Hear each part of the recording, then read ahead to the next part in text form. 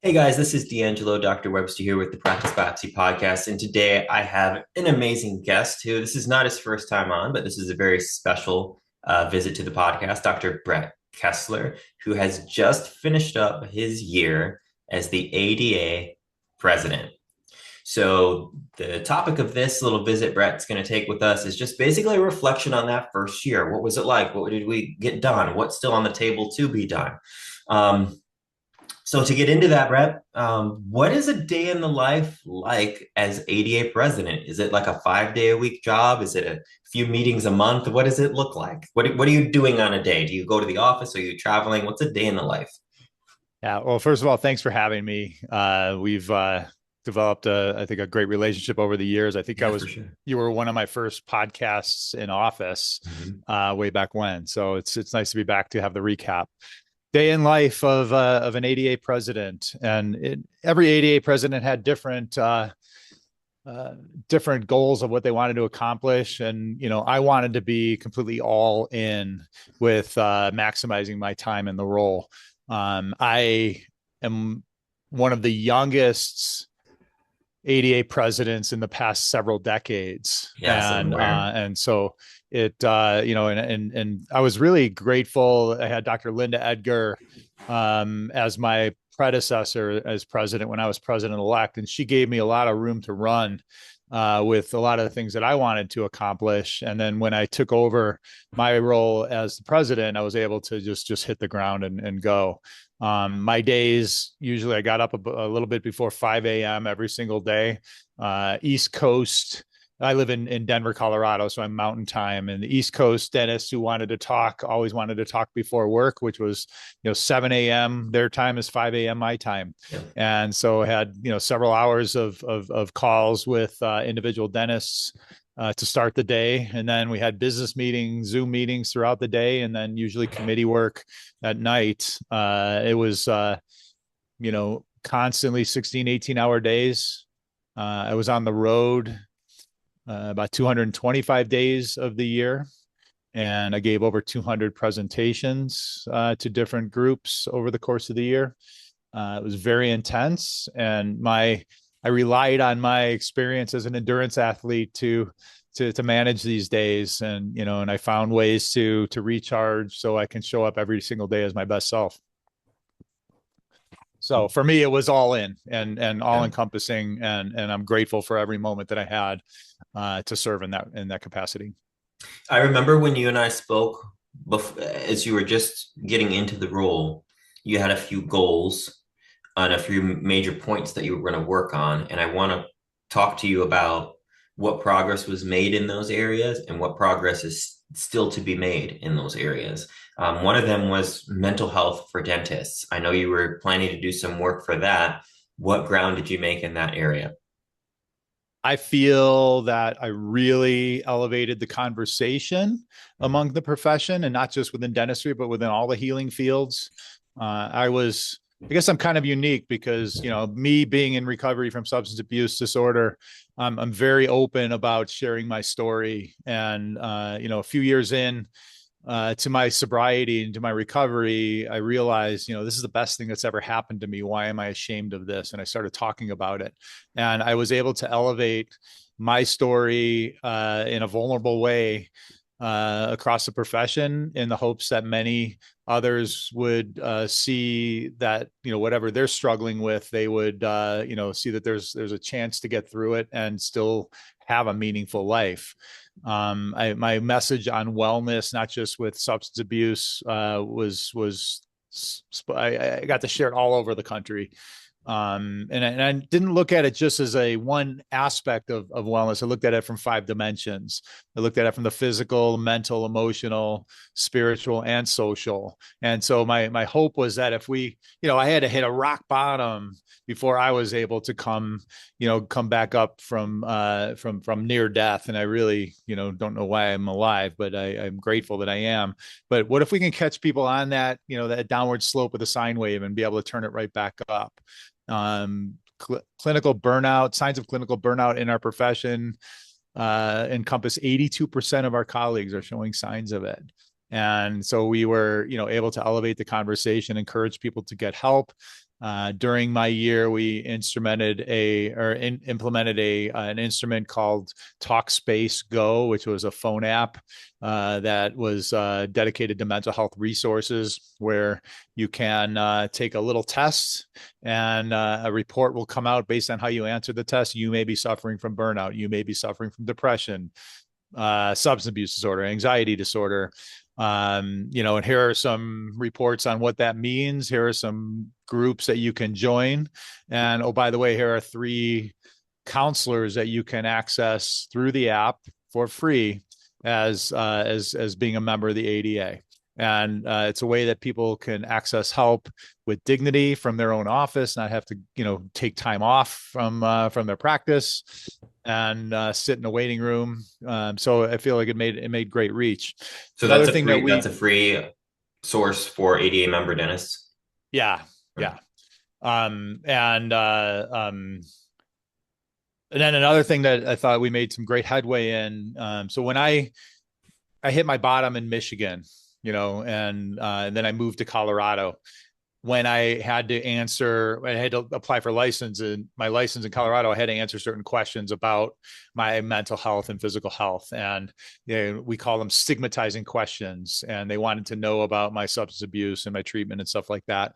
And I was happy to share it at the time. But, a lot of states, it was more of a punitive type of atmosphere towards people who had mental illness or any kind of challenges. And so we changed the narrative, and several state boards now ask those questions in a much more supportive way, where people now can access help with dignity without fear of punitive measures. Because the bottom line, I was put on probation when I moved to Colorado. And the only thing that I did was go to treatment to seek help for my problem. I did nothing wrong to violate the Practice Act. Why was I put on probation? And so, we've done some great work to push that forward. The dental students, we're losing about 6 a year to suicide. Mm-hmm. And young dentists, we're losing about 12 a year to suicide. Yeah, it's still a big problem. And, but the bottom line now is we're talking about it at a much bigger level. And, you as a young dentist are doing such an amazing thing, providing resources for people to help them achieve their goals, professional goals. Those kind of things now are attributing and adding to the positive mental health in this country for our dentists. And so more people are seeking proactively to live better lives and get better work environments to follow their dreams. And it's just a village. I just happen to be the one at the helm, talking about it as one of my primary things, but everybody, who's played a part in it, created communities and things. It's really working, but we can't reach everybody. And, but if we can turn one person's life around, I feel like we've done our job. And so I'm going to just say it. If you are struggling, seek help. We are all here to help. I'm here to help. Call me, email me, text me. I'm sure DeAngelo, you are too. And, but we are human and we suffer from human frailties, and, but you can get through it, and maybe, even become president of the ADA. So yeah, maybe one day. Yep. Cool. So another topic that we talked about at our sit down before you started this position was the dental hygienist shortage situation, and where we were a year ago. How do you feel like the labor shortage with dental hygienists is today? Where do you feel like it's going? Can you speak on that topic? Yeah, thank you. So dental hygienists are a very important part of our dental team, and they provide services that is very unique skill set, and with a passion. And the best hygienists are invaluable to our success as business owners, but more importantly, to the success of the health of our patients. I know this sounds canned, but I really believe, and I've worked with some amazing hygienists over the years. We have a serious shortage in this country, and there's no easy way out of this. There's, a lot of them have left the field due to, especially after COVID. But hygiene is very hard on their bodies, and many have left because of that, and many have opted to do what I call temporary hygiene, where they can make a lot more money working temp jobs than with very little responsibility. They'll go in, they'll see their patients, and they'll leave. They're not required to. From my experience, they're not doing recall, they're not sharpening instruments, they're not running cleansers through the lines, and they're just there to see the patients, and so they found a way now to make the same amount of money on 3 days a week that they were making on 4, due to with much less responsibility. And that's the market, unfortunately. In Colorado, we've done an amazing job. We've doubled the amount of hygienists that we're training in our state, and we're in our 3rd year of that happening, and they're starting to graduate from their programs, and we're starting to see an ease of the shortage here, and it's going to take time. The process to train hygienists is very restrictive by CODA. And CODA is the accrediting, body that accredits, and it's very difficult for them to change. We don't have, the ADA does not have any influence over them, although people think that we do have influence over them. We don't. They are an independent entity, and we are just a convener of them for meetings and things like that. So we advocated to make changes to ease up on the training. And the bottom line, our dentists, especially ones in leadership at our House of Delegates a couple of years ago, they're sick of waiting. So they offered new pathways for us to deliver hygiene services.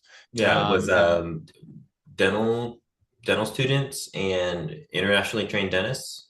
Right. If they can demonstrate competency in the hygiene realm, they can fast track their way into a license where they can go out and provide services. I don't think that's actually picking up in any states. I know in California, they've had the fast track for the foreign trained dentists for a long time, and it's been very helpful. Okay. Dental students, I love them. They're awesome, but can they really make an impact when it takes them? They're just beginning to learn, and it takes them 45 minutes to do an FMX. They can't really contribute much in the hygiene schedule, but they do get an opportunity to see what it means to be a hygienist in a dental practice, and it's good perspective for them when they become dentists. And then another thing, the OPA model. Okay. The oral preventative assistant in several states now, Missouri and Arizona have that. Just finding ways. How does that pathway work? So that's for a dental assistant. And then do they take what's the process for them to be able to be an OPA? Yeah, they have a dedicated training program with dedicated hours to learn the demonstrate competency. Demonstrate proficiency. Right. And then they can go do it. Okay. Supragingival scaling. It's the dentist's responsibility for the health of their patients. It's not the dental assistants. Okay. And whether you're a dental assistant, doing hygiene services in that realm, or dental hygienists. Okay. And so the dentist, if there's subgingival calculus, it's the dentist's responsibility to remove that calculus. But it's, the OPAs are limited to supragingival. And so that I think is starting to, we haven't seen the impact yet, because it's going to take several years for that to get hashed out, but I think it's going to make a difference. The Dental Hygiene Association is really, they want to see independent dental hygiene. And in Colorado has that. Yeah, we've had it for 40 years, and they've done a great job improving access to care. They really have. They're going into schools and screening the kids and putting sealants on kids and getting them to dentists when they need it. They're going into the senior living centers and providing hygiene services. And I'm not as a dentist, you're not as a dentist, and so it's great. We do have a dental hygienist that recently opened up her own practice here in northwest of Denver. And I'm really excited for her, because she's, realizing her dream, and she's providing great services, and she's a great practitioner and a great thought leader. And so I don't fight the independent hygiene thing, because it really is helping access. And it's not taking anything away from a dentist. They have to have a relationship with a dentist for the comprehensive care that hygienists can't provide. But I can tell you that we'll see if it takes, because it's tough. It's a tough business model.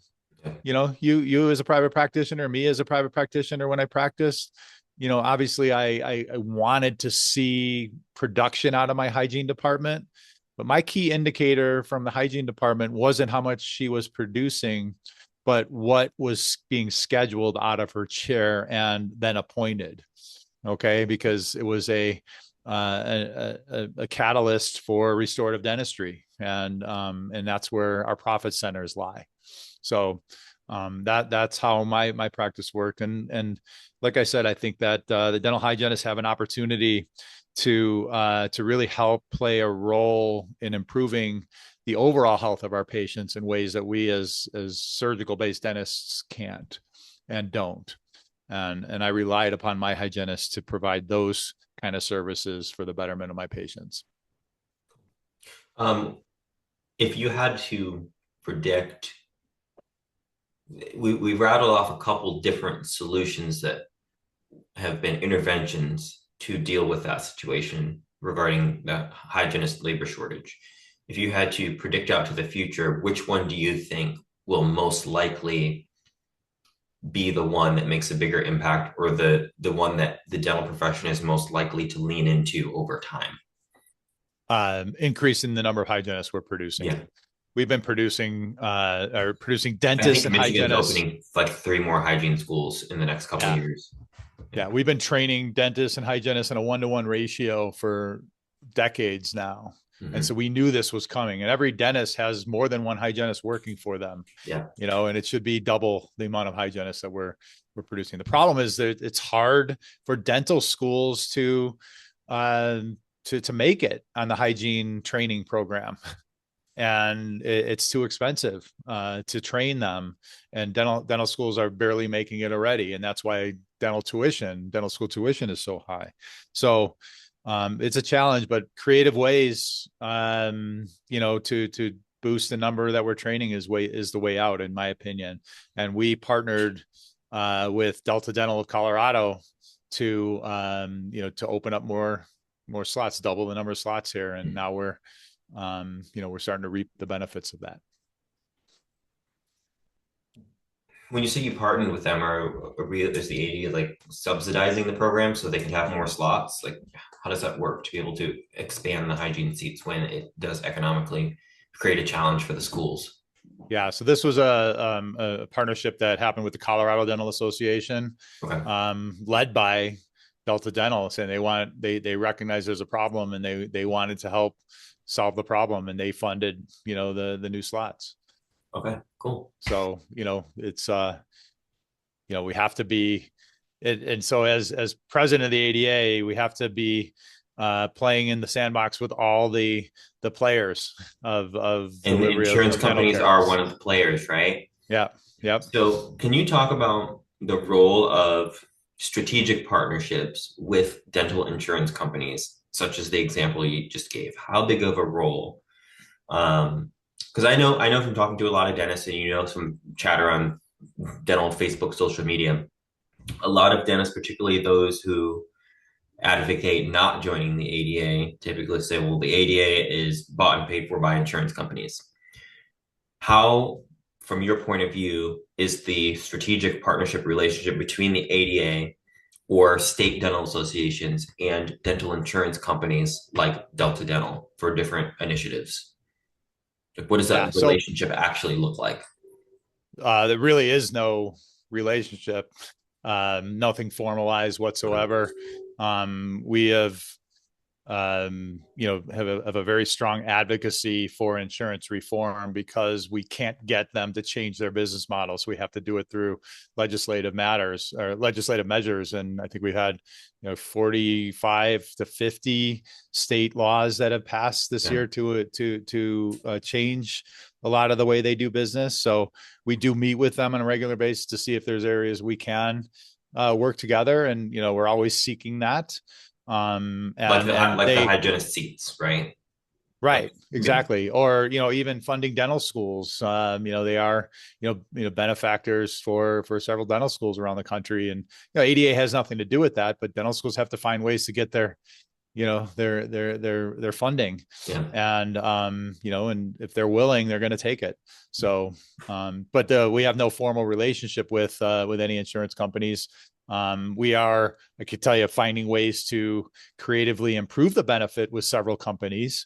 And we found ways to, expand benefits through some of these conversations that we've had, and found ways to improve reimbursements through some of these conversations that we've had. But we don't take any money from them. I didn't receive any money from them. The only person I share a bed with is my wife, no one else, regardless of what people think. No, I'm a, in the trenches, wet finger dentist. Most of my years in practice were void of the insurance industry. I was a fee-for-service type practice, but the last several years, before I stepped away from clinical, I was a provider, network provider for several plans. And, they insurance companies, bottom line, they drive people to the dentist, and that's why we all take it.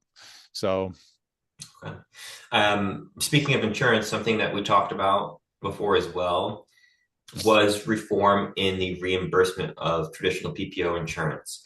I remember something you said to me, I believe, was that it would be very unlikely, or maybe fighting the wrong battle, to try and increase insurance plan maximums from like the 1,500 cap, because I think you said something to the effect of like 80% of people never even use the full 1,500 amount. You also mentioned potentially working to change the traditional 180-50 payout ratio to 180-80. Have we made any progress on those things, or are those still open opportunities? Yeah, so let me clarify a few things. If we can raise the max, we absolutely will raise the max, but it's not an area that will make the impact we hope that it would. Yeah, because patients don't use it anyways. Right. And the stat is less than 6% of people with a $1,500 max ever reach that max. 94% don't. 94, so even more than 80. Yeah. It's 94% of people don't even use the 1,500. Right. And so playing the long game is the way we have to do this, through legislative means, because it's very difficult to create laws that will regulate a completely unregulated market. Dental insurance, dental benefits, it's a completely unregulated market, and we're starting to find ways to regulate them. DLR is the first one, dental loss ratio. Basically, yeah, how is that? I know there was like one state, Massachusetts, I think, where there was big progress. What about the other 49 states? Many have introduced DLR laws, and not a whole heck of a lot are getting them passed because the insurance industry is so strong. So it's difficult for it to, but we got several that have passed. We haven't seen any data out of Massachusetts to see, because Massachusetts was the second one to pass a law like that. California was the first about 10 years ago. But we haven't seen any data that shows that dentists are making any more money or benefits are improved for the patients in Massachusetts, where the DLR really hit the critical media mass. And so, but I think that is the first step to get a significant amount of states with a DLR, any kind of DLR. And I think our policies are good to at least open the door for conversations with legislators to entertain, passing laws like this. And so we get a critical number of states to do that, then we can show them that utilization isn't improving. And that's due to the 100%, 80%, 80/50. 50% model that we're in. Because when we Yeah. get to the 50%, patients are very reluctant to take money out of their pocket. It's too much money for them. And we do, frankly, as a profession, we don't do a great job providing value enough where patients will take money out of their pocket and give it to us. And so we need to improve as a profession in that realm. And so when we With see our the own 180, messaging to 50, them to communicate the right. value. Right. Otherwise, we'd all be fee for service. If we had that skill set, we would be able to provide the value, and patients would pay us. And that's how I practice. So the 180/50 we know doesn't work. It's designed to not work. And then we can go back to legislators and show them where less than 6% of people are actually maximizing their benefit. Every single one of them are leaving money on the table. And 180/80 utilization would go way up. And when we get that going, then we can go after the max and make it a truly essential health benefit. In Colorado, again, I'm using it because I know it. I'm here. We were able to develop a Medicaid benefit for adults where we were pretty much getting paid our full fee for a majority of our treatment procedures that we do with no cap. So we were able to get in Medicaid, this is for lower income demographics, we were able to get our full fee as a Medicaid provider with no cap. Imagine that, a truly essential health benefit. That's what we're going for. And it's going to be a long game. It's going to be 5 to 10 years before we start to see that. But in the meantime, we're seeing expansion of coverage of new things, A1C testing in Delta Dental in Arizona. We're working with a couple different medical plans that are designing comprehensive dental benefits as loss leaders for their medical plans because they know investing in oral health will save them money on the overall health side. And so those are all in beta right now. But nothing happens quickly in this realm, but we're working towards it. So we're making it better. Imagine, having an essential health benefit for your patients. Okay, where you get to do exactly what they need because they need it and not have to calendarize it. Yeah. That's what healthcare should be. And we are an essential part of healthcare. Cool. What do you feel like is your biggest accomplishment, the thing you're most proud of with your time as the ADA president? Well, first of all, the couple of things that we've already talked about, with the advocacy and my messaging, a few months into my term as presidency, I saw there were some issues with the business side of the organization. And as soon as there's been some big budgeting issues, right? With the ADA behind the scenes. Yeah. And we realized there were, issues happening. And so I was able to lead the board of trustees through some very rough seas and storms that we are now coming out of. Last year at this time, at my first board meeting, we were presented with a $55 million deficit budget of investments that we were going to make. I remember reading some sort of paper that came out that mentioned that. Yes. So what was it like when you heard about that deficit?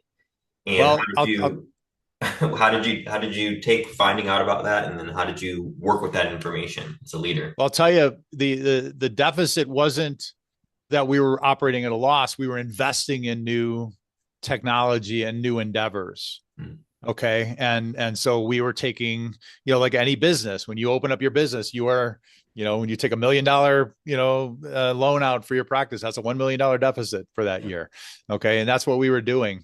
But when we realized that a lot of these investments that we were making weren't working, we made big changes. And, our executive director parted ways with us. In this past November, under Dr. Rich Rosado, who's a new president, our board passed a almost balanced budget. So we cut a little over $50 million out of the budget. And what's an example of an investment that you made that wasn't working that got cut? So the organization has an association management system that we were redoing basically. Okay. So, how does a member become a member? What are the business processes for that? And with that, it was tied to a Salesforce tool that would really allow us as an organization to provide value to every single member in ways they wish to. And we have to recognize that the ADA is mostly a digital resource for dentists. Okay. Think about DeAngelo. Last time you went to the ADA headquarters for a meeting ever? No. Okay. No. Right. You access it. Right. You access it digitally. And that's what most of our members do. Yeah. And so if we access it digitally, we have to be best in class. When it was transitioned over and we saw it wasn't working, we had to, really dig in and see what was going on there and reboot it. And so that, and I still believe in the process. Once it's up and running, it will be a very valuable tool for, like I said, member value, ways to provide values to our members in ways they wish to receive it.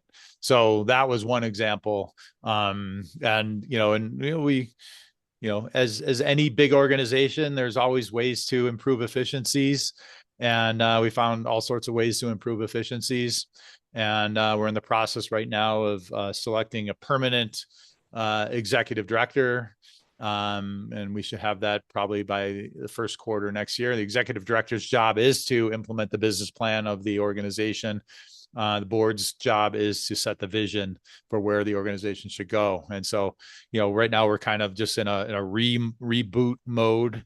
And we're going to come back, with more efficient business processes and better business processes as we move towards the future. And I'm really excited about it. Fantastic. A big complaint that I hear from the ADA side often is that dentists who don't have memberships or say joining the ADA is not worth it, we just don't understand all that the ADA is doing for us or has done for us. Something that I have advocated for and haven't had luck with. Maybe you can talk to the right person, but I would like if the ADA could release a monthly one-page summary of this is what we did this month. This is what our goals are. This is how we spent some of the funding this month, and then disperse it to some of the dental social media leadership voices like myself or like Paul Goodman, because this is where a lot of the younger under 35 dentists are, is social media. And I think it could be a good method for the ADA to disperse their information in a way that would land maybe a little more. I know you guys have emails and have the hard copy paper stuff that gets sent out, but I do think the dental social media influencers are underutilized assets for you guys, and we could get your message to the 25-year-old dentists a lot better. Yeah, I appreciate that suggestion. Absolutely. And I'll pass that along to the current leadership. The suggestion box. Yeah. I'm out of the loop right now, but I will definitely pass it along to the current leadership. But I can tell you, we are, providing quarterly, reports to the members, and, not everybody gets it, but, but the leaders and stuff like that. And, and we're trying to find ways to provide meaningful communications to dentists in a way that they wish to get it. And that's where I think the new AMS system will really be able to do that. Yeah. Okay. Because what's important to you is different than what's important to me. Okay. Mm-hmm. I could give you a whole report on the Forsyth Institute and things that we are doing, in the research and development side. Okay. And, is that important to you? Maybe, maybe not. It's important to me. And, and as a fee for service type dentist, I don't really want to know much about what's going on in the, in the insurance reform. Okay. But you might, because you may be a provider of benefits in that realm. And so it's everybody has a different value proposition of why they value the ADA. There's a lot of unrealized and unrealistic expectations of what we can do, and it gets amplified, unfortunately, in social media in several ways. That we're in bed with the insurance companies, we're in bed with DSOs and things like that. As I said before, I'm the only one I'm in bed with is my wife. We're not in bed with anybody. We're trying to make every single dentist feel that they're supported by the organization, and we're trying to make sure that we're improving the health of the communities that we're serving. And but nothing is easy, and why haven't we done more on the insurance realm? Every single day we're working on that. Yeah. Every single day. It doesn't, it doesn't happen quickly, and it doesn't happen easily. And the realistic expectations are, the more we divide our voices, the more impact the insurance industry will have, because they are the the strongest voice in dentistry when they have 90% penetration of the market. Okay. And if we continue to splinter, we're going to get what we're going to get. And I hope that, from a professional obligation standpoint, every voice has an opportunity to make a difference in our profession. And the best way to do that is through organized dentistry. What would you say? I was actually surprised when I learned that your service term was only a year. President of the United States gets 4. You only got 1. That's not a lot of time, especially because reform and change takes time. It's not fast, and you only had 1 year. What would you say are your areas of unfinished business? Like, if you had more time, they're the areas you really would have hoped that you could have made more ground on if you had more than 1 year's time. So I believe, so first of all, I was on the board a total for 6 years. Mm-hmm. And 4 years as trustee, 1 year as president-elect, 1 year as president. And every effort in those 6 years I've been pushing were the things that I got to realize as president. So, so the way it's structured right now, yeah, it's a 1 year deal, and I'm done. There's no past president role. I'm not on the board. I'm not in the loop. But I feel there's some loss there from the experience that I have that I'm willing to share. And I'm absolutely willing to share when asked, but I'm not in leadership anymore. And that's fine. But I feel like I've set the narrative, and I set the ball rolling in a good path.